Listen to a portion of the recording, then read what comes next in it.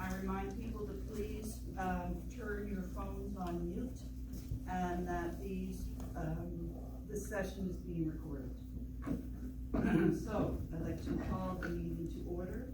Are there any changes or approval to the agenda?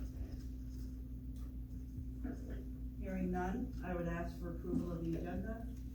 Moved by Councilor Brown, seconded by Deputy Mayor Muse. All those in favor? Passed. I would like to welcome our diversity and inclusion team members to our presentation on the table. Eric Levy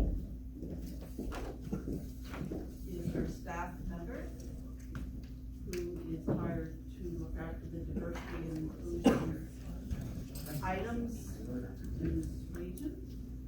And with him is Linda Earl. Look out there.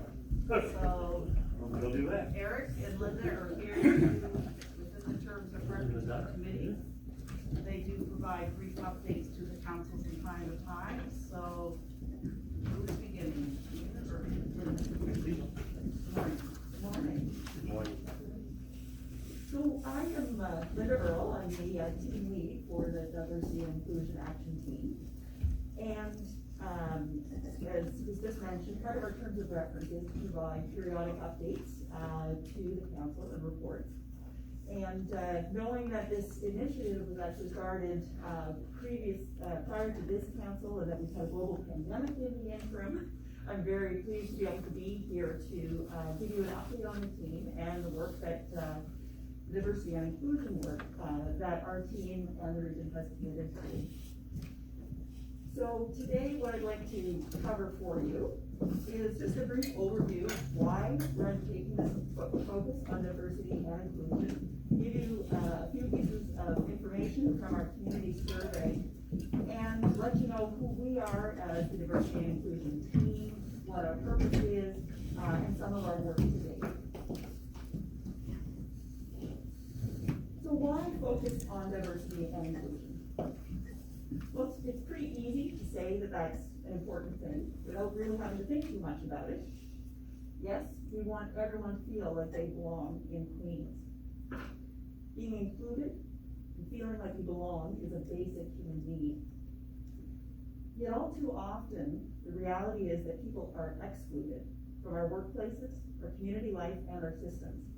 And that has very real consequences that are harmful to us all. If we all just think back to our middle school and high school years, we probably will remember that horrible feeling of being left out or excluded. But beyond the individual challenges that exclusion creates, it has some very real impacts on us as a whole society. So the quote on this slide is from Municipality, and she is, as folks know, an NDP MP from Nunavut. And she has decided not to reoffer. And she says, every time I walk into the House of Commons grounds, speak in these chambers, I'm reminded every step of the way I don't belong here. I have never felt safe or protected in my position, especially in the House of Commons. So, inclusion has some very real impacts in terms of representation in our government and allowing us to be the democracy that we need to be. If folks have read the IBD report, it's clear that for our province, ensuring that there is inclusion of people from all walks of life and building that is critical to our economic success. And from a health perspective, that sense of belonging is a key determinant of health. So one of the pieces of work we've undertaken is a community survey to just find out where we are here in Queens. We have some results. It's an open survey, it's ongoing, we'll be promoting it more. But an initial grab of the information we have today shows us that when we ask the question, how well do we celebrate, or do you feel like communities in Queens County celebrate diversity and inclusion? What you'll see there is that only about 10% of people were able to say yes. So that gives us a sense that we do have work to do.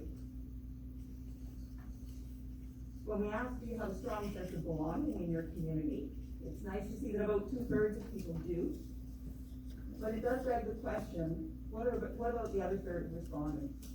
Why don't they feel that they belong, and what can we do to improve that? So thankfully, we now have a team that is focused on this work. And we have a couple members from our team here as well today. So Phil Trendegraft and Jesse Lonas. And we are in total a team of 10 community representatives, volunteers, who feel very passionately about diversity and inclusion issues. The other members are listed on this slide here, and of course, we have Eric, who is our diversity and inclusion coordinator as well. So hopefully you recognize some of these names, or at least feel free to get in touch with any of us if you have comments or questions or issues you'd like to discuss.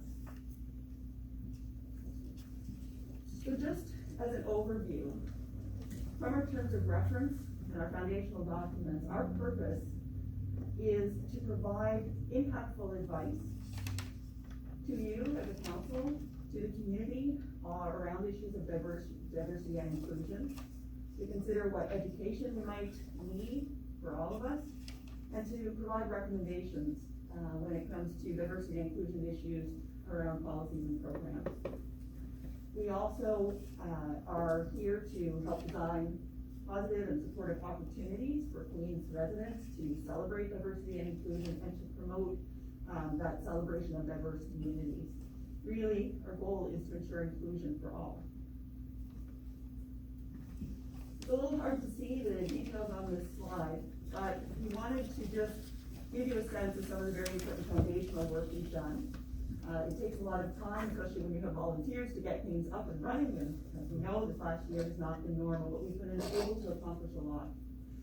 So we had our first meeting in December, only 8 months ago, and we were lucky enough to recruit and hire in February Eric, our coordinator.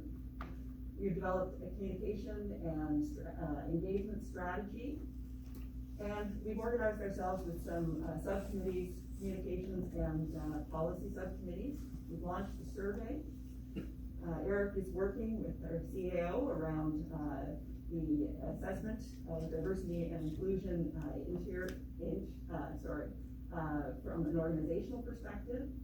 We started to explore connections that will help us in this work. Launched a small grant program, and our policy subcommittee has begun reviewing the flag policy as a starting place. We are looking at how we can increase engagement within the community, and over the next while, we're really trying to build some of those connections and relationships with, particularly at this point, our business community and Canadian First Nations. So into the future, there's lots of work to do. We are going to continue to look at, with using a diversity and inclusion lens, at the region's policies and practices, build those connections, look at ways to celebrate within the community our diversity. There's an opportunity to look at the municipally related truth and reconciliation action calls. And really, the list is endless. We're only limited by our imaginations in terms of how we... It's true, it's growing. It keeps growing, that's right, in terms of what we can do here in Queens. So thank you very much for the opportunity to present to you, and I would be happy, Eric and I are here if you have comments or questions. Questions or comments? Councilor Brown. I noticed that you're going to be reviewing the policies and procedures, and we also have an audit and internal control committee that is looking at policies and procedures. So do you guys do the first pass for diversity and inclusion before it comes to our committee, or is there a way that we can combine? I'm not sure how this is, what's the process So, for somebody. yeah, I'm not aware of that process. I think that the goals of our review are really specific to diversity and inclusion. So asking questions at, who might be excluded by a policy, what the options are to maybe look at that a little differently. I think certainly, there's connect there if, you know, if there's a way so that when things come to council, all changes are made at the same time, from a process point of view. That being said, you know, when we do our review, it won't necessarily always, result in a need for, you know, recommendations to you on changes. It may just be ways that we can fully bring certain aspects to life. And, you know, Eric, if you have any. Yeah, I mean, in the terms of reference, it emphasizes more on practices and procedures and things like that. So I think when we look at a policy, we are looking at it with the diversity and inclusion lens, but then sort of the carry through, the implementation, how does that come to fruition, and is that inclusive in action, rather than necessarily the construction or how it works. So I mean, different policies will have, and practices, procedures, all those keywords will have different priorities and focuses, and as we look through that, we'll be also assessing, you know, what is the purpose of this, and when it comes to implementation, how can we provide advice on that. So in terms of working with other committees, there may be more process that needs to be ironed out, but from our perspective, it's just looking at, you know, if we've got a policy or a practice, how is that impacting the community, and is that being done in an inclusive and representative way? Thanks, that makes sense. And there was another question, sorry. Councillor Fancy. Yes, I really appreciate what you guys are doing and trying to do. Is that I know we had talked before at one time about even up at school, because at school is probably a worst case scenario where people will pick on people. We talked about after school programs that could be done over at Queen's Place, whether we charge or not charge, to be able to have a safe place to go and be able to meet together and talk and find out who's feeling left out and being able to go, and I think that would be a wonderful avenue in some of our rooms to be able to utilize to be able to do something. The one thing is I see where you're looking at the flag policy review. I don't fully understand that at this particular time, because we did a flag policy review back in, well, we didn't review, we actually built one in 2017, so it's only 4 years old. We put a lot of time and effort into what we did at that time, trying to take in everything into consideration, and finally when we looked, because I was part of that group, that when we did that, we looked around the province, and there wasn't that many people who had flag policy. So if you wanted to fly a flag, you couldn't fly it, or how long do you fly, what you do, it was a real mess. So I thought we were kind of somewhat pioneers of going forward with that. I think the big thing right now is with the policy, especially with the flag policy, is utilizing what we have, which has never been done. It was set up to be able to, people to be able to fly the flag, but then they don't do anything with it. It's, because I remember other councilors say, well, we didn't celebrate anything this month.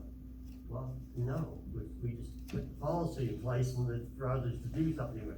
I know I called up to Shelburne during Black History Month 2 years in a row, trying to get a lady who goes up there and speaks to come down here and speak. Because then you're going forward with something you're doing and trying to say, okay, it's Black History Month, we're going to have a speaker here and tell us all about everything that she knows, and a professional speaker, and be able to get to understand what all the trials and tribulations, which we don't always get to know. So I think that's utilizing what we already have to make changes, to do things going forward. Why not just utilize what we have until we find that we need to make changes? That's my thought. That's why I don't understand with the flag policy review. I think it's good, but I think we need to look at what we have and say, okay, this Aboriginals month, or I forget what it's called now, I'm probably saying it wrong. But be able to have people that celebrate it, have some flags, do some things, utilize what we have.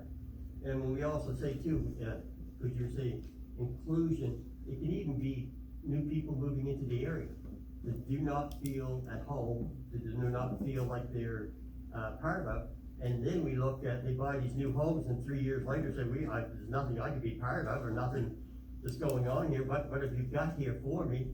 The first thing is sell their home and move away. So we want them to be included along with that, so that becomes part of it. So if you call the youth, taking in all these things, I would be really, really appreciative. Thanks, Councilor Nancy. So, certainly, you mentioned, the school, and, I think there's lots of opportunities to connect with our educators. I mean, they experience on a daily basis, as you mentioned, issues of diversity and inclusion. I think there's lots that we can support each other with, and those will be some of the important relationships. With respect to the flag policy, I think we agree that it is about using what we have, and so as Eric mentioned, when we look to moving to implementation, and the very fact that we may have a policy that permits the opportunity to, raise flags on special awareness days, how can we make that so that perhaps it happens automatically, and remove that barrier to people having to apply? So can we look ahead at special awareness days and put a plan in place so that there is that visible representation, that's happening because the policy actually permits it? So I think actually the flag policy is a good example, and it was just one we started with, and again, not that we're suggesting changes need to be made, but how can we actually make it come alive in a way that it's intended so that there is that representation. And I think your other comment, certainly we saw in our survey, in some of the qualitative responses that people provided, that there is a bit of a theme of, come from away sort of feeling that people don't always feel like they belong if they weren't born and raised here. And so that's exactly the type of thing that with that information, the team, will hopefully look at how we can move and make some changes so that everyone does feel like they belong here, whether they were born and raised here or have recently moved here. Thank you, Linda. Are there any other comments? Councillor Charlton? Thank you. I remember when Todd Sarnes and Paul Woods were here for a session early on when we got elected, and it was brought up that I believe there was a survey done with the LRHS students who asked that they really just wanted a safe place to hang out. I think it possibly was at Green Place. I'm just wondering if that's been discussed, realizing that a pandemic has really stopped most things like that from happening, but is that something that's in the works for youth in our community? It's not something that our team has yet tackled. Now, Paul is still a member of our team, and so certainly, he would have that connection. We really, are just getting going. And so I think there is lots of opportunity to explore that. How can we create safe spaces for everyone to feel like they belong and what's actually needed? So certainly, I think that's something that can definitely come back to the committee. At this point too, we've explored, Eric and Elise, our accessibility coordinator, have looked at ways that they can work together so that, again, different groups, whether it's students, whether it's persons with a disability, regardless of who the group is, how can we understand what keeps people excluded and try to work to change things. Right, and on that point, we're very fortunate to have a number of educators on our team, so I can really see once the school year starts to go again, that we've got a lot of really great contacts to help us make connections with different schools and people within, so I can really see if I have my crystal ball, that in September we will be working a lot with schools, because youth is one area that we recognize is very important to foster inclusion in, and as you notice on our slides, we have one vacancy and we are hoping to do some sort of targeted recruitment to have a youth be a voice on our team. So yeah, absolutely. And any of the great ideas that councilors have had today, feel free to send them on to me, and then I can bring them up to the team or send them on to a team member and they can bring them up. So we're always welcoming of input, ideas and things, because we are a group of 10 and there are 10,000 in the community. So varied perspectives are always welcome, ideas, input, so please never hesitate to stop by or send an email or call. Okay, great. And is there an age requirement for that committee? Not that I'm aware of, reasonable. What would you consider reasonable, like 16 and above? Yeah, that would be fine, that would be fine. I mean, we do have meetings, and if somebody were to require adult supervision, we could accommodate that, but, yeah, if you know of somebody, then let me know. Okay, thank you. Yeah. Seeing no further questions. I thank you, Linda and Eric. Our committee is in fine, capable hands. And we all look forward to becoming a more inclusive, and diverse community. So thank you for your work. I look forward to, what I know will be great changes, for us, and especially within our policies, to everyone feel included. So Thank you so much, Council, for your time. Thank you very much, Eric.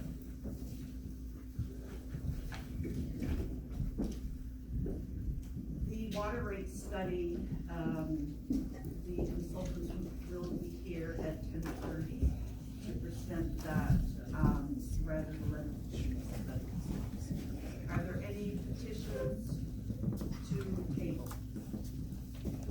Did you follow Mom's statement? This might be interesting for you. I've done 5 minutes. Public question and comment session. Please be reminded to state your name and your civic address, and your speaking time is limited to 5 minutes. Yes, Mayor Norman, Leon Robertson, College Street in Liverpool. Under 9.1, the committee of the whole process, I was reading the information there, and under Warno's rules of order, it would make it a bit more complicated with respect to the having the committee of the whole meeting, as I see it. And would these meetings be open to the public, the committee of the whole? All committee meetings are open to the public. Okay, and my comment is that I feel that it should stay as it is, 2 council meetings per month. Thank you for that. Okay, now, under 10.1, water rate increases, a lot of information in there, quite a few pages and so on.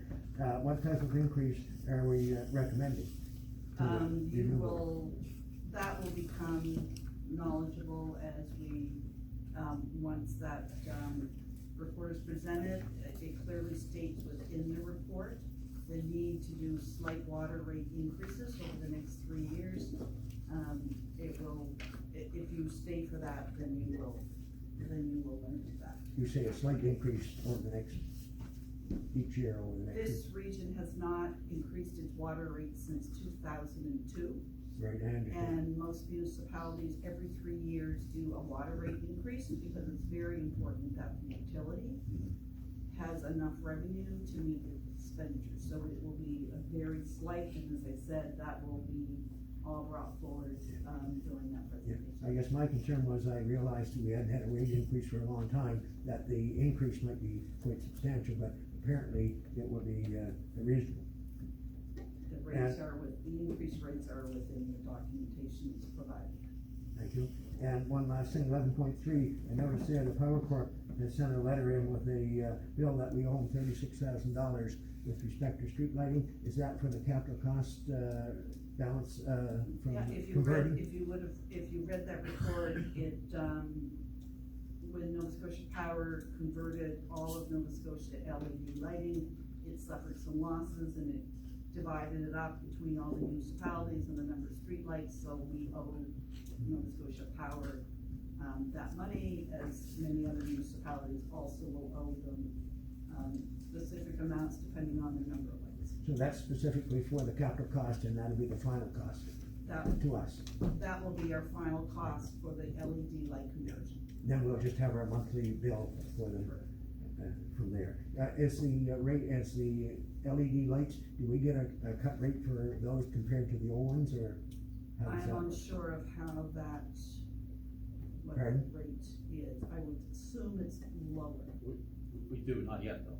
Yeah, we save money by having the LED lights on a monthly basis, is that right? We will be getting probably next year. Next year? Okay, thank you. You're welcome. Anyone else who wishes to address council?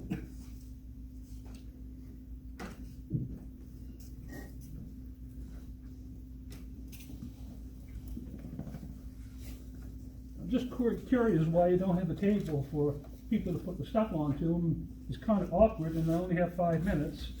Yes, Mr. Roy, it's just a short, brief time to make some public comments.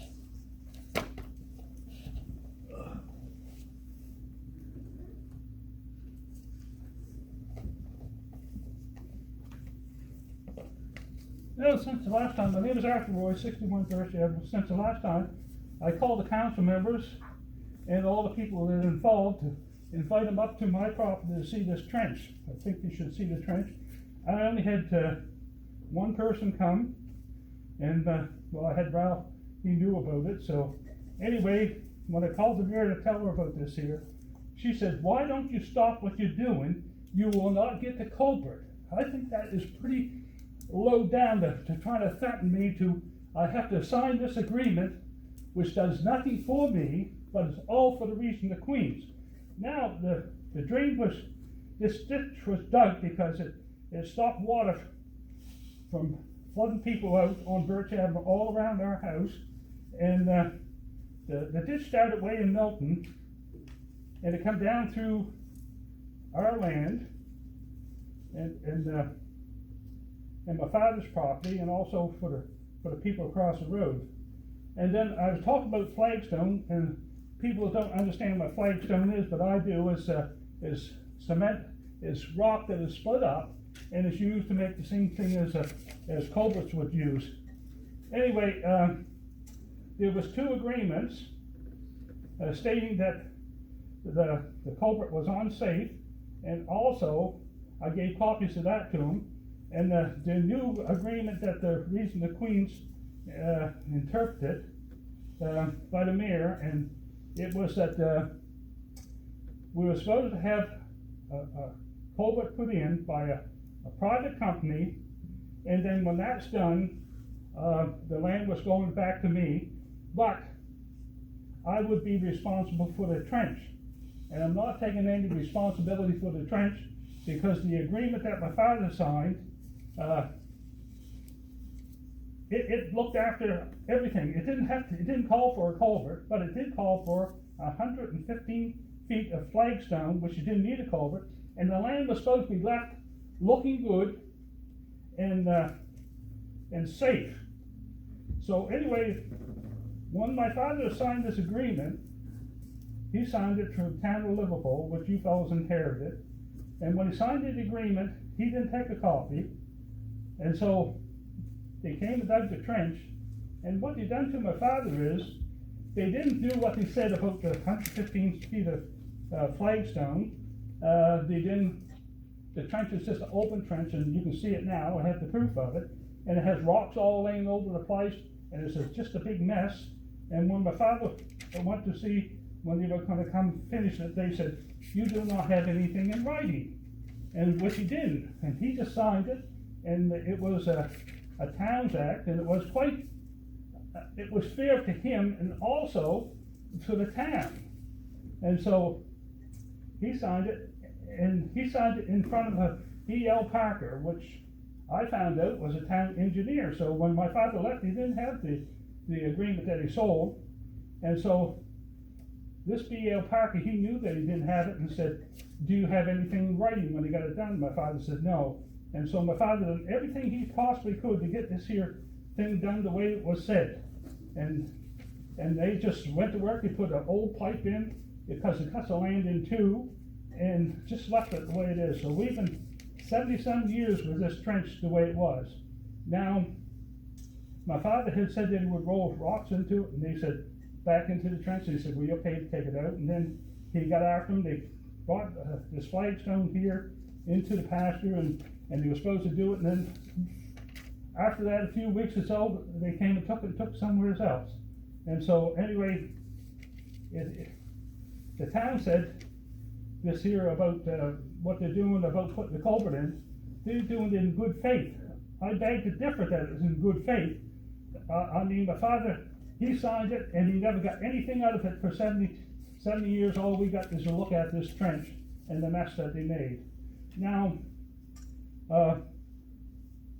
the only time we have people come in our area, I know we live in a low-class area, and I presume I am one, and then there's high-class people. So anyway, the only time we have anybody come around is they want to be voted. And so that's the only time we ever see anything. So when the mayor came along, I wasn't home, but my wife repeated what she said, and she said she wanted us to vote for her. But her slogan was that she is ready to go to work. Yes, go to work the higher class people, but not the lower people like me. And Mr. so, Roy, you're not allowed to Mr. say, Roy, I find your comments very disrespectful. well, I find you fellows, what you've done to my father, very disrespectful.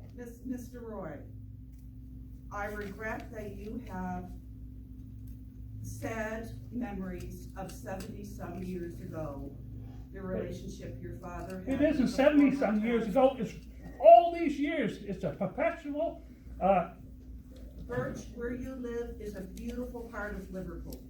Why you consider and why you would state, I know many people that live in your area. well, I thought I was supposed to have my talk, and you fellows weren't allowed to say anything about I it. resent that you implicate that I only look after high-class people. You are finished your discussion. We have had our lawyers advise on this. Yes, I suggested to you that you should sign that agreement. It would solve your culvert problem.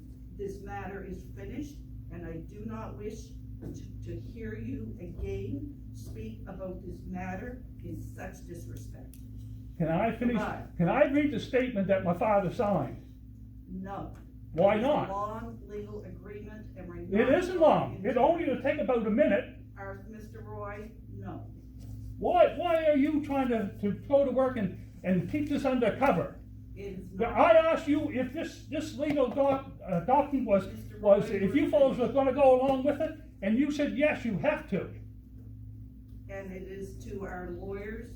We It have isn't. consulted- You must have consulted your lawyers ever since last January. It took me from last January up until June to get an answer out of you fellas.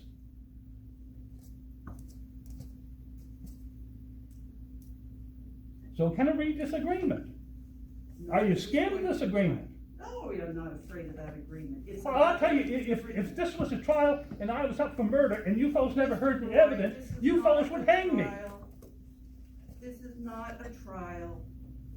We have consulted our lawyers. Yeah, I We have know, you offered can you consult a all you very like. good way to fix your property. Okay, it said the said Lincoln Roy, does therefore grant and convey that the said town of Liverpool the right to enter upon said Lincoln lands are now owned in possession of Lincoln Roy, and dig and excavate an open ditch, constructed and covered flagstone 150 feet. That is his land. You fellows say that was done before. It says right here, why would my father sign something that belonged to somebody else? And anyway, the length is 115 feet, running henceforth direction west of Wall Street and Mr. towards Roy. said Tannery Brook, and that the said Lincoln Roy will all times herein the town of Liverpool deems it necessary to permit and allow the town of Liverpool, the servants, agents, and the workmen to enter upon and Mr. over Roy. the said lands and dig, and the soil, and therefore, and do other necessary works for the purpose of renewing, repairing, improving, and Mr. Roy, alternating your time- the said trench and your covered time has flagstone finished. so dug effectively and constructed, provided hereafter that the area of the same is left in the good and safe condition. And my father went along with that. You fellows over the years have entered it, but you never ever done it, and I'm saying the trench is there, the rocks are there, it's open trench, and you're not fulfilling this. This here is as good today as when my father signed it back in 1947. So why don't you fellas do what is right? Mr. Roy, it is our legal advice that the former town of Liverpool did satisfy the terms of that agreement. How? It says It's a the legal land matter, looks good. and we will If not you fellas discuss had the it. decency to come up and look at it, you'll see that it doesn't look good. They took rocks, they got them laying all over the field, and here's a big open mold trench, that the thing must be 10 feet in some places. And they put a Roy. culvert in, and now the culvert's so unsafe, but you fellows say it's safe. One of your council members, when I checked with them, they said, Mr. just throw Roy, a few am I going boards to over. have to adjourn this meeting? I know I wouldn't get nothing fair from you. I know of one, from you fellows, all of you fellows, there's a couple of them that have, but anyway, thanks for your time. Mr. Roy? So unfortunate that we can't come to meet. Approval of the minutes.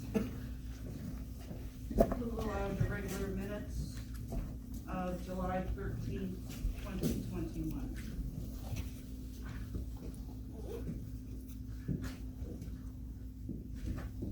Is there, moved by Deputy Mayor Muse, seconded by Councilor Amaro.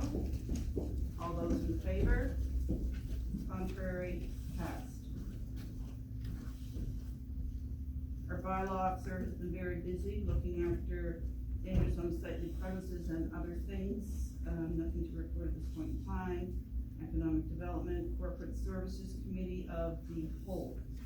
You may recollect that at our last meeting, council gave direction to our CAO to investigate the Committee of the Whole procedures and how it works.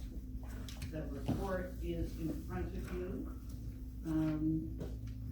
Discussion.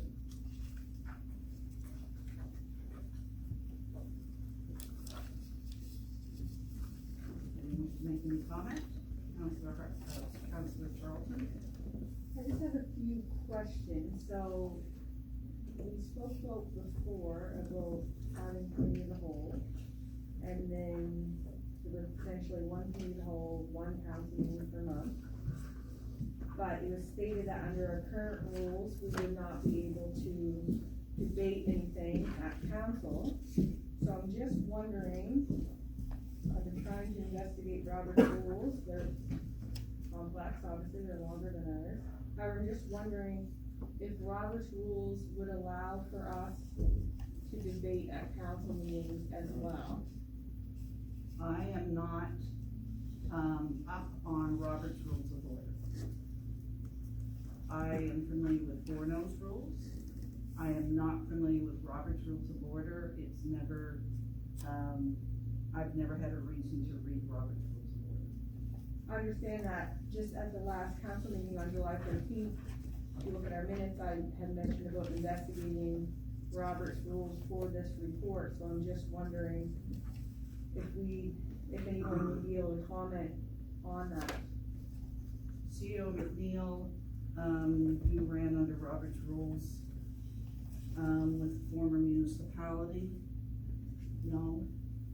No, I mean, I've used Robert's laws, but I haven't used it recently, so I'd have to go into Robert's law to see what the actual terminology is.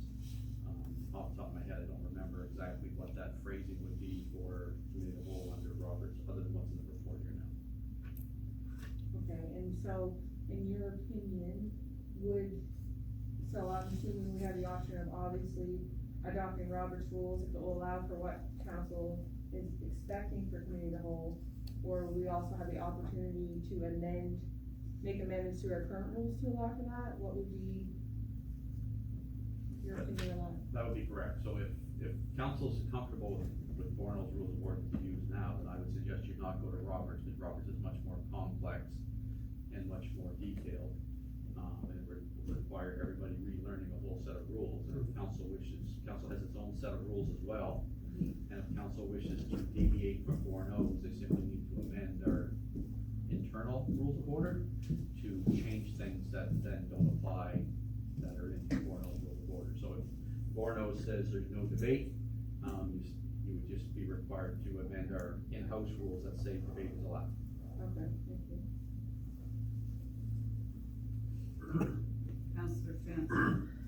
I guess how many people, I tried to get a hold of other people, but never did make any headway, but just trying to find out how many other people, how many other counties, regions, towns use committee of a whole, and how effective it is. So I guess that's, like, if we could talk all we want to about it, like, could be or couldn't be, but if it's effective other spots, and maybe it's a matter of modifications and things that we could make work on.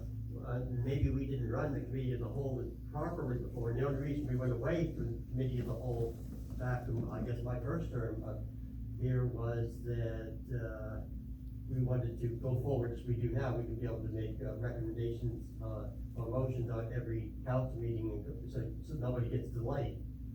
But, we had also two other counselors on different committees that we bring back reports. We've gone away from different things we used to do before, so sometimes it becomes, people feel, as we talked about, kind of, something brought here, and all of a sudden you think, 3 or 4 days later, I don't know if I would have voted for that, if I would have had more time to think about it and have more information, which I have. So that's, I guess, why we're looking at committee of the whole. In answer to your question, your rules of procedure are as effective as you wish to make them. Yes. So regardless of what rules you work under, they are effective as council wishes to make them. There is yet to be a vote respecting or any idea, if it is committee of the whole. CEO McNeil did note that, keeping Borno's rules, which are much less intricate than Robert's rules, would be a wise decision, but we would then change our unique rules and procedures to match that. Now, before we can set them off, to do that, our CEO would want to know what we wish to see as our rules and procedures. For example, if it is the consensus of the majority of council that they would like to further investigate a committee of the whole structure and to come back with motions, then our CEO needs to know what those motions will look like. For example, if we were to work under a committee of the whole meeting, presently, I as the mayor would not chair any of those proceedings. They would be left to the deputy mayor to chair. That could be changed if it was a so wish of council that the mayor chair committee of the whole and the mayor chair council. The reason the mayor or the person who chairs council usually doesn't chair committee of the whole, because at committee of the whole, it allows that person to have unstructured time in the debate. As we do it now, we simply turn that chair over. So there's that factor. There is the factor of, under Borno's rules, there is no debate at council, because committee of the whole is the body in which staff are present at the meetings. You question staff regarding all the information you need. If you have further questions, seek further information, you can ask staff for further information between then and council. But presently under Borno's rules, when they come to council, there is no debate. If you wish to have debate at council, then we need to do that. And we also need to know, before we set our staff off to do this work, what is the consensus of council? Do you wish to investigate further a look at a committee of the whole structure, which would basically be one meeting a month, and then there's a 2-week generally gap, and then a council meeting? Those are the decisions that you make as council. You are the body that decide how you want to govern yourself for the rest of this term. Those are your decisions. So I guess we need to hear some comments. I'd like to hear some comments. Councilor Romero. I see, we know council meetings are recorded, but can committee of the whole meetings be recorded as well? Any meetings that you wish can be so recorded. Those are decisions that council make.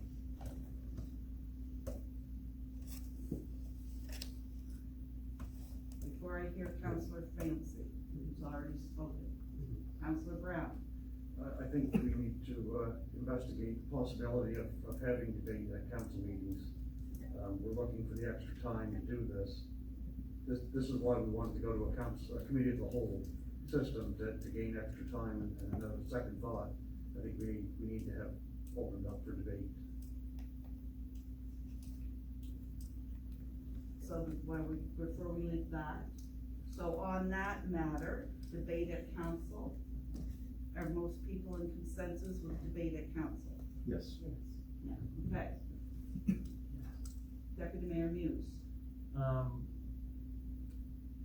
We had committee the whole before, and we still had the 2 council meetings a month.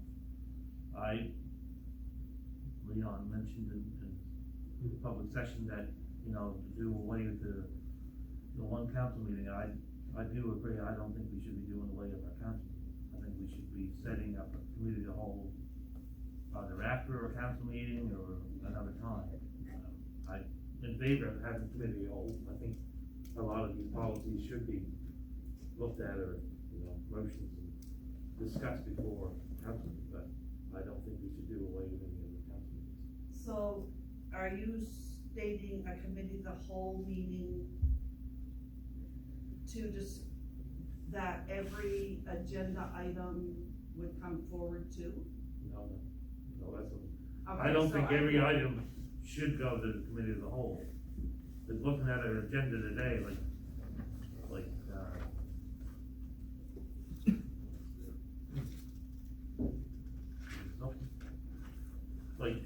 the financial quarter one, I mean, I don't think that should be coming to the committee of the whole. I mean, it's just a recommendation that we have to look at, but, I mean, but then you got like, the committee of the whole discussion we're having right now. I mean, that should, you know, something like that, or the noise bylaw committee, like, that should have went to committee of the whole and has discussion. But I do not think that we should be doing away with our council meetings. So I guess my question is, who and how would you determine what council agenda items go to committee of the whole before they come to council? Or at council, if they were on an agenda, would you see that if they were something that someone was uncomfortable with or needed more information at that point in time, would a recommendation be made for them to go to committee of the whole? I just don't understand how we would decide what items go to committee of the whole. Well, when we had committee of the whole before, every item that was coming up on council agenda did not go to the committee of the whole. So who made that decision? No, the CAO and the mayor, I guess, at that time. Anyone want to speak before I hear Councillor Charlton? You want to follow up on this, Councillor Charlton? I'm just wondering, is that not something that our CAO could reach out to other CAOs to find out, whoever does do committee of the whole process, what that looks like generally? Because I've investigated that a little bit on my own, and as Kevin said, not everything comes through committee of the whole. My understanding of committee of the whole is it's for more informal discussions, and that second sober thought, and there's 2 weeks before those motions are passed. So could that be brought back with the recommendation based off of what Mr. Neal can find from other CAOs and the committee of the whole process? It could be, but someone has to make the decisions on what matters go to committee of the whole and which ones do not. Formerly, when I was years on council, we had a committee of the whole and a council meeting. One committee of the whole meeting, every item that was known to go, that was going to council was on that committee of the whole agenda. Every single item was on that committee of the whole agenda.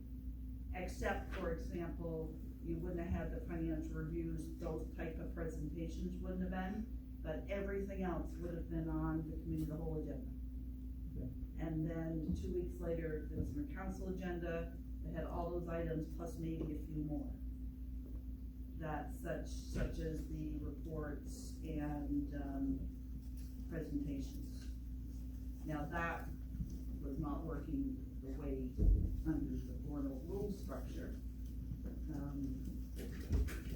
But I mean, our CEO McNeil needs some clear direction on what you want to do, because he needs to know exactly what it is he is to do.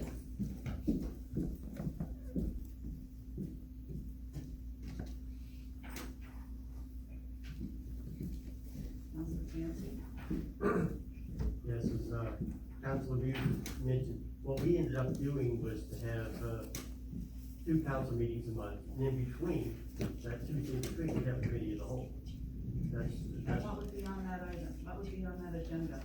It would be on, again, it was, as, Councilor Muse said, we never, there would be things that we could, be open for discussion, things we would want to talk about, that's what we ended up doing. We didn't have a say in it, well, I think it was the mayor and the CEO would get together and talk about what needs to be put forward to be able to look at, but it meant an extra meeting a month, and that's what we ended up doing.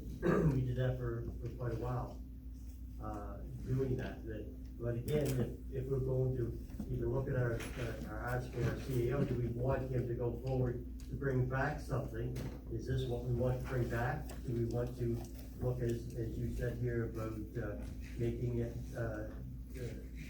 because you have a committee of the whole, doesn't make it debatable at council? Well, we want to have that debatable at council, because we don't want to lose that. We already agreed on that. Yeah, and,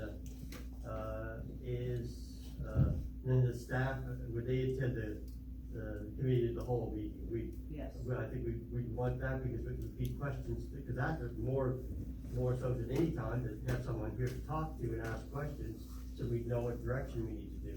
Substantive motions, you had mentioned here before too, you know, you can't do those things, at the last minute, but we have added items at the last minute. Like I could come in this morning and say, look, I'd like to talk about, such and such, and you say, okay, well, you can do that, because it's not going to change anything, it's not going to require a motion, it'll only be a discussion, you could add that, so that wouldn't be substantive.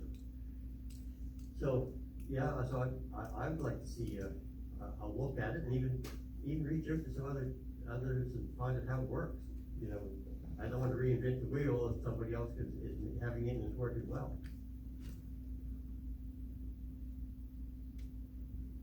Councilor Gidney, are you forming your thoughts? I have lots of thoughts, but I'm so confused with some of the items.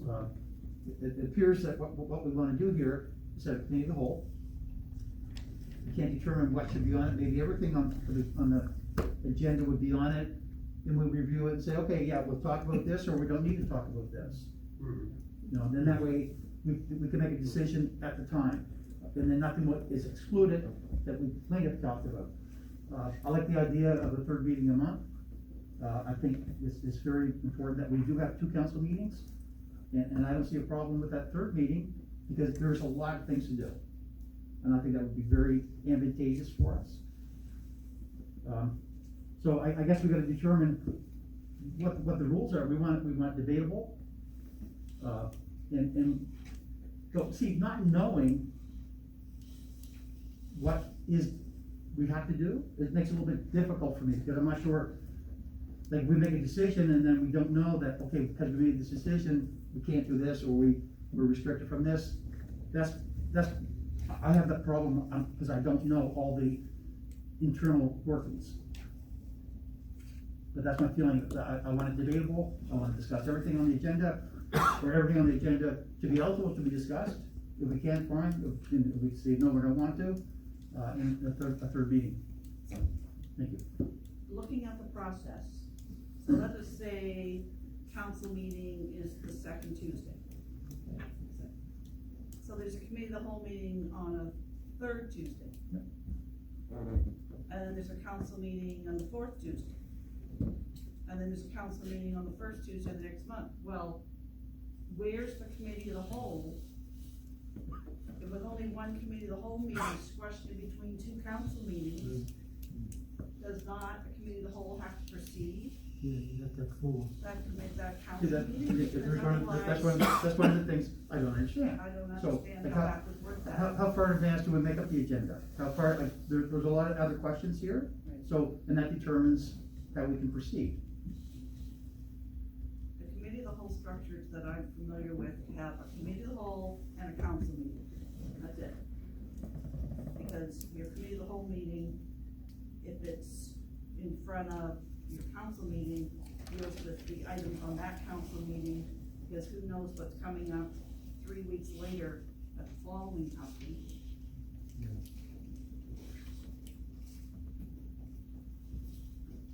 There's the, No, I mean, it and can I be flushed out later. and I understand that, I understand that there's. I can look at all these things and bring them back for discussion again next month with no motions or recommendations, because we will need to, or we can simply refer all of this today to a committee of the whole meeting, because we do have the ability, under Board's rules, to take issues like this and discuss them at a committee of the whole meeting.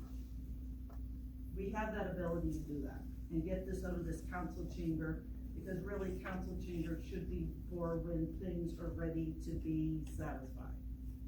This is a committee of the whole discussion. It's just the way it is happening.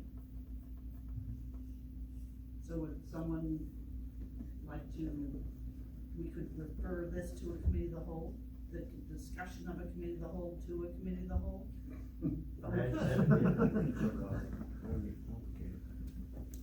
We're getting it too complicated, I think. Right.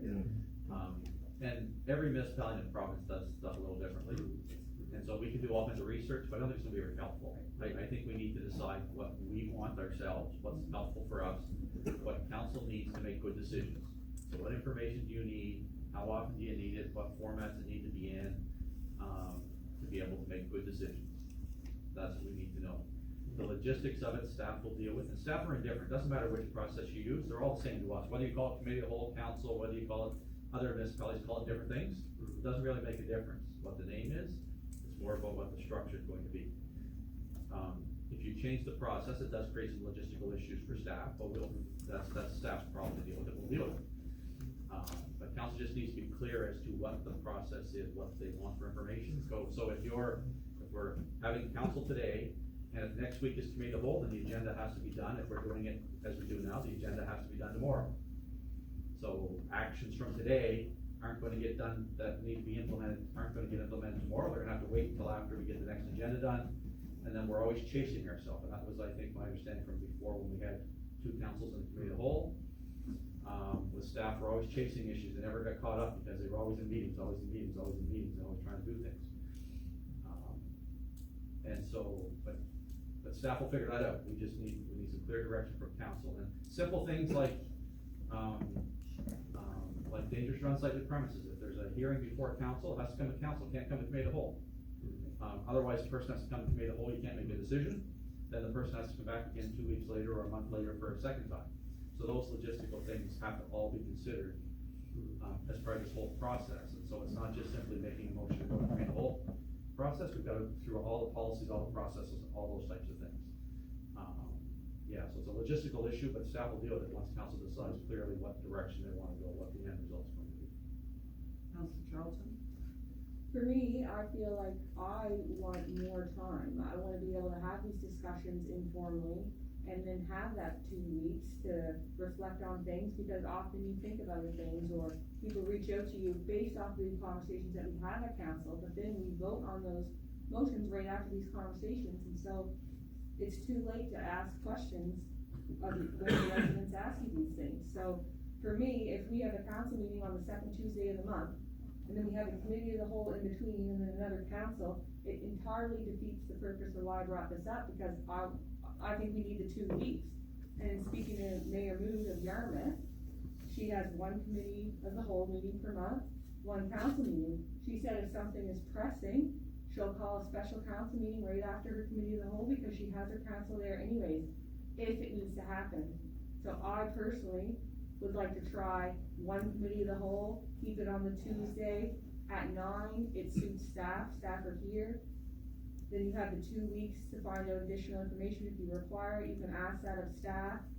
As she stated, her staff aren't at her council meetings, which are, in the evening as well, because you have that 2 weeks to find out any additional information, and if something comes up last minute, our CEO can answer it. So I personally would like to see that. If we feel like after we try that for a while, if we have a lot of business, or we need to add an additional meeting perhaps, then I think we should consider that at that time, but I think we're just making this too complicated, and by adding 3 meetings right now, I think it takes away from what we're trying to do.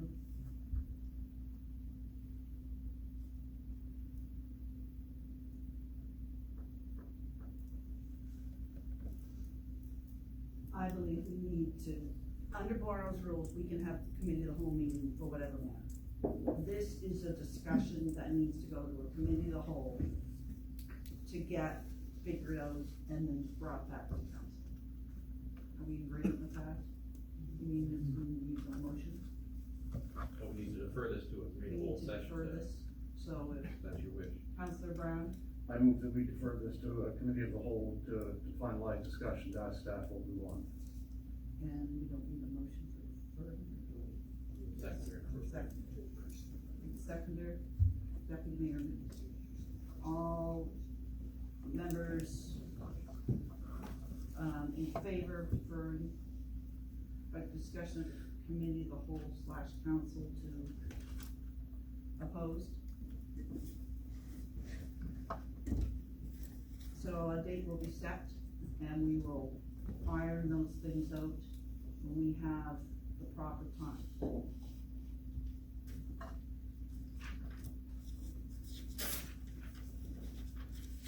Ten point one, we are going to leave that until after our presentation, which is at 10:30. So we have half an hour. I noticed our consultants are here, however, we advertised the water rate study that your time was 10:30. So even though you're here early, in case there's anyone from the public that wishes to come in and take part and to listen, we're going to wait until 10:30. There's a lot of time on your agenda. Okay. Financial review.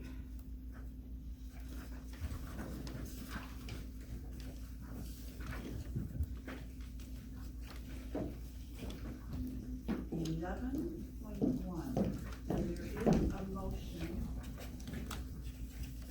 in the package.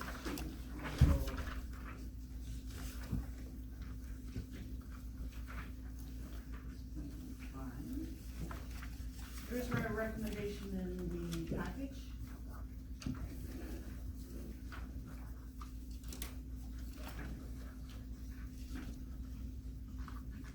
Deputy Mayor Muse. I move that the Council of the Region of Queens Municipality adopt the financial report for quarter 1 of the 2021 fiscal year. Second by Councilor Gibbs. You may begin. Okay. So you want me to review what we just accepted? Well, we haven't voted on it. Oh, We make the motions to get them on the floor for discussion. okay. So I have prepared, a report for the first quarter, first 3 months of the fiscal year, and along with the actual number report, I've also prepared a written report. It has gone to the Audit and Internal Control Committee for review before it came, to council. One thing I would like to mention to all of you, this report is a tool for you. My job is to support you and make sure you get the information you need in the way you need to see it. So if there's something missing or something you'd like to see in a different way, you need only give me a dingle and we'll talk about it and I can make changes. This is not a static thing. This will change as we go and maybe certain things become more important than other things on the reports. But you just need to let me know and we'll make sure you get the information you need. So I'll just go over briefly some of the things in the report. The good news, our revenues were higher than budget.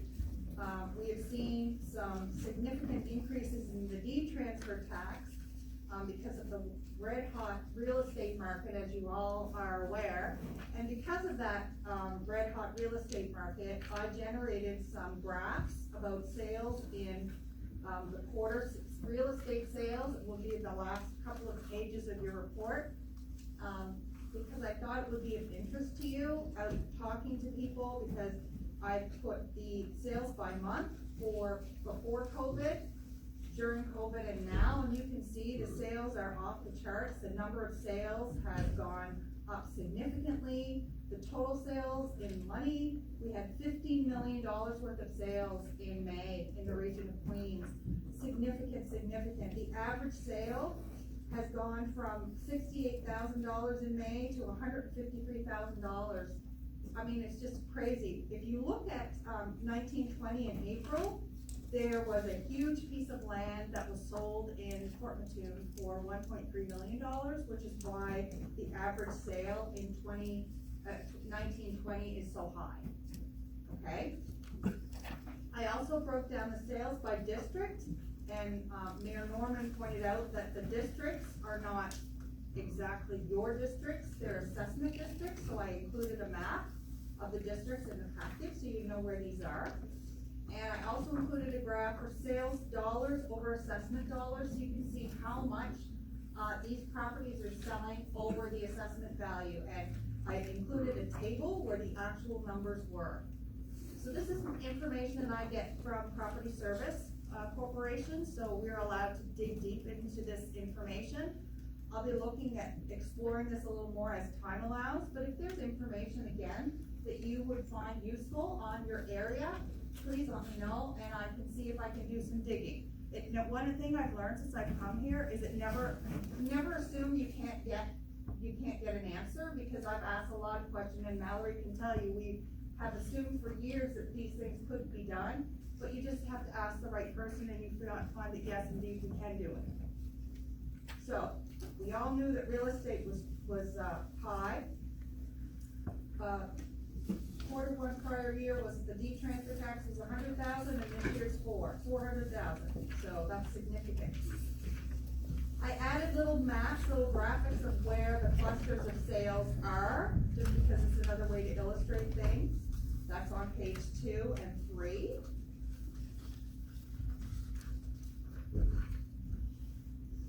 I wanted to mention the very successful tax sale that we had in April, because we did not have a tax sale last fiscal year. The tax sale, as you all know, took place in the Liverpool Business Development Center, and 52 out of 56 properties were sold, adding $129,344 in unbudgeted tax revenues for the year, so that was also in quarter one. Commercial taxes were also over budget, as the budgeted number included an estimate for appeals. Some of these appeals are still pending, so the future adjustment on this number may occur. Other increases of note, and I think this is very important for council to hear. Quarter one prior year, dog licenses were up 38%, but building permits are up 70% in revenue, and planning permits are up 72%. The staff in these departments are outstraced. They are very, very busy trying to keep up. But when you're looking at a 70% increase in volume, because I spoke to both the director of planning and our building inspector, and this is volume driven. So I think that's something that you as councilors should be aware of. And then I just added a small note that tax revenue is not the same as taxes collected. However, our finance department does a very good job now of collecting taxes, and when we issued our tax bills on June 1st, we had collected 70% of those taxes by the end of June. So that's really good. Some of the interesting expenditures on the report. One of the things I wanted to mention is, because you are new councilors, expenditures are expressed as something that I had to learn coming from industry as a percentage of budget. Therefore, the numbers of their expenses that are at the beginning of the year, such as insurance, will come in at close to 100% of budget. Even though you will expect it to be 25%, we don't split the insurance expense over the year, we just expense it all at the beginning of the year. Other things would be like dues for AMANs. We will expense those when we pay them at the beginning of the year, we don't split those up over the year, so that would be higher. The Director of Engineering and Public Works and myself reviewed the allocation of vehicle insurance this year. That's why you'll see some of the numbers for vehicles look wonky, because we literally sat down with a list reviewed it vehicle by vehicle, and corrected the allocations that have been made in the past. And I also had a discussion with our CAO, because there's, a formula which I don't understand how it was derived, that applies the liability coverage we have to all of our buildings in a way that I don't understand. So, CAO McNeil and I will be sitting down before the end of next year and looking at how we are going to allocate the liability coverage, because a significant part of our insurance, so that, for example, the liability coverage for Queen's Place makes sense versus the liability coverage that is assigned to the courthouse. I mean, you would think that Queen's Place would be 4 or 5 times the liability coverage that the courthouse would have. Anyway, we will get there, we will review it. So if you look at section 9, page 4, consultant fees of $2,400 were paid for this quarter under legislative other. And that was, Mayor moves, Councilor Charlton mentioned before. Tax billing expenses at 98% of budget, as bills were used in May for June 1st, issued. This year the billing was completely in-house, using the machine purchased last year. This resulted in a savings of $7,000 for tax bills and $1,000 per quarter for utility bills. No additional staff were needed, because we were closed to the public during this time. And the finance staff did an amazing job. I was very proud of them all. Renovations to the administration building are included under common services. Cost at the end of the quarter, approximately $23,000. HVAC repairs were done at a cost of $5,000. We included $30,000 in the budget for this work, so we are still under budget for that. Under conventions and elections, we have our USNM annual dues, just as I mentioned before. Queens County Transit was paid the budgeted $28,000 in quarter 1, which is included in other government general services other. That's why these percentages are above 25%. Now if we turn to section 5, page 5, section 10, protective services. Fire departments are paid 50% of their grants in quarter 1. So that's why that cost is more than 25%. Tourism and economic development includes costs for leasehold improvements for the Liverpool Business Development Center of approximately $50,000. Once final costs are in, tenants will be reimbursing Region of Queens according to the terms of the lease. So the costs are sitting there temporarily until we get the project finalized, and then we'll be turning around and billing the leasees based on their terms of the lease. And the last thing here, I reallocated the courthouse from protective services to cultural services, because as we all know, there's no real jail in there anymore. Water utility treatment costs. The one thing that really stuck out to me here was the 25% over budget. There was a large order of chemicals made that will last throughout the year in this first quarter. So it's fine. And we'll talk a little bit more about the expenses for the water utility as part of the rate study presentation that will be coming up shortly. So in summary, financial results of quarter 1 were as expected, with the exception of the significant increase in transfer tax and tax sale revenue. We had no way of knowing what a godsend that tax money would be. There was no unbudgeted reserve activity for the quarter. That is very important, because if I'm moving money around from reserves, it should all be approved here in this room at council. Does anybody have any questions on that report?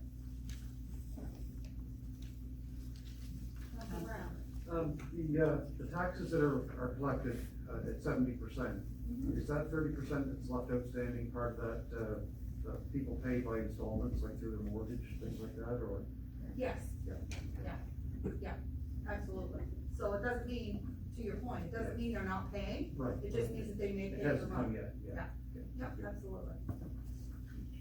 Other questions of our Director of Corporate Services? I know this is the first time that many of you have seen, the quarterly budget, because it is the first quarter. And for many, this is the first quarter this year. This year. And it is a different presentation, with some good explanatory notes. Any other questions? Councilor Charlton? I'd just like to thank Joanne and the finance staff, because this stuff is getting easier to comprehend, it's just breaking down really easily, and I like the fact that if there's something missing, we're invited to just say what we need, so thank you. Oh, you're very welcome, my pleasure. Councilor Fancy? I also like too that there was too many things before, it was all put into a bunch and you didn't know what to say.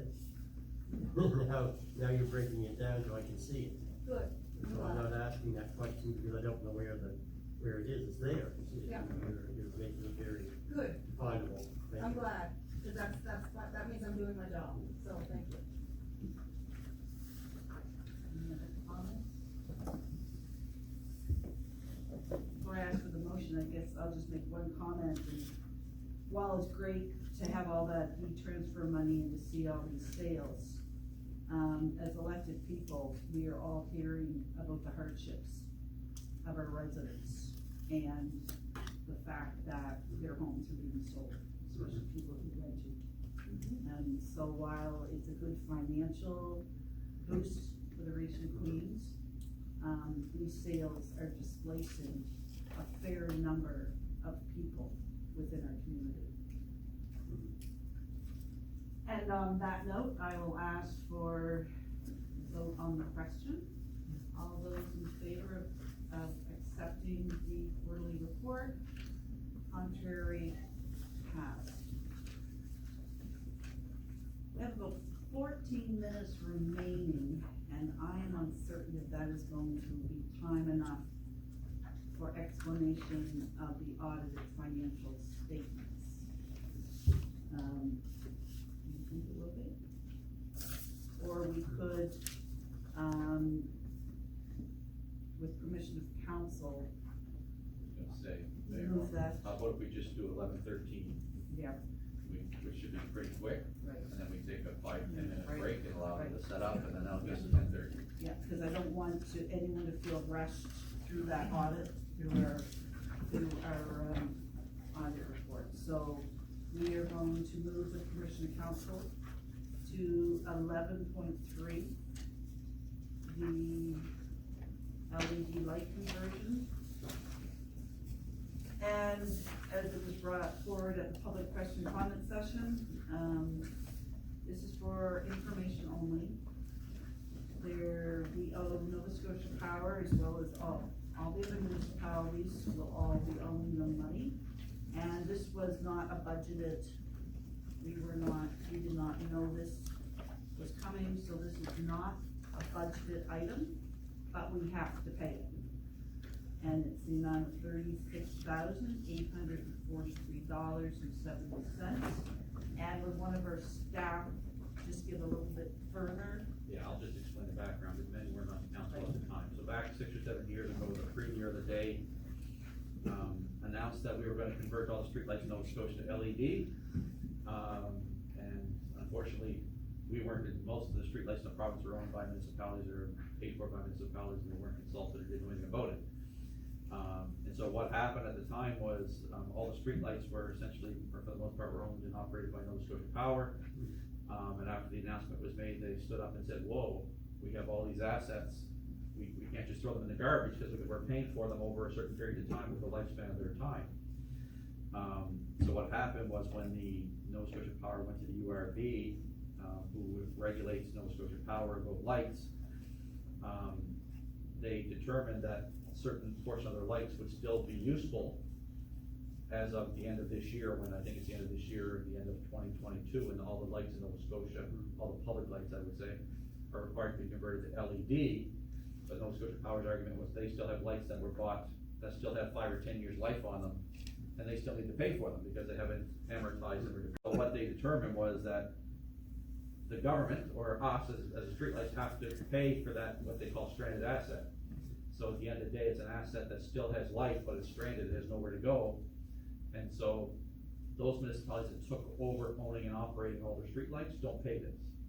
So there are a few municipalities that said, we will own and maintain all of our streetlights going forward. They have staff they've hired, they have equipment and vehicles they've purchased, or they have a private sector contract. And so they took over their streetlights immediately, so they don't have to pay this, but they've been paying the cost to upgrade and replace all that on their own, through the streetlight cost. We did not do that. And so now they've just determined, this letter simply says the lights are now been all converted, so there shouldn't be any public street lights anymore that aren't LED, so if you see any, let staff know. So now they've said they're all done, now they wanna reconcile the money and want their money, and the balance they've come up with is just under 37,000. And they've applied to the URB, which is a letter attached, which simply says, that it was 37 million over, or 1.7 million over budget. The URB has given information to bill those applicable municipalities, their applicable portion of that money. And ours came down to $36,000 and change is what we have to pay. So we're legally obliged to pay it. And unfortunately, it was just a decision of a former government that just said, we're just gonna convert everything to LED without thinking about the impacts, because the impacts are all municipal. For the most part, there's very few streetlights that are owned by private sector or by provincial government or the federal government. I'd say probably 98% of them are municipally owned, and so municipalities have to pay the difference. And so this is just for the public's knowledge that all the streetlights should now be converted. And the intention was that once they're all converted, then the municipality will then get a LED streetlight charge, as opposed to a halogen or the other types of the lights that are on there now. So we don't get it now, but beginning next fiscal year, I assume our street light budget should be significantly less because we're paying for LED. So if you had Christmas lights on your tree before, you know you had a big power bill, and then when you went to LED, the bill was a lot less.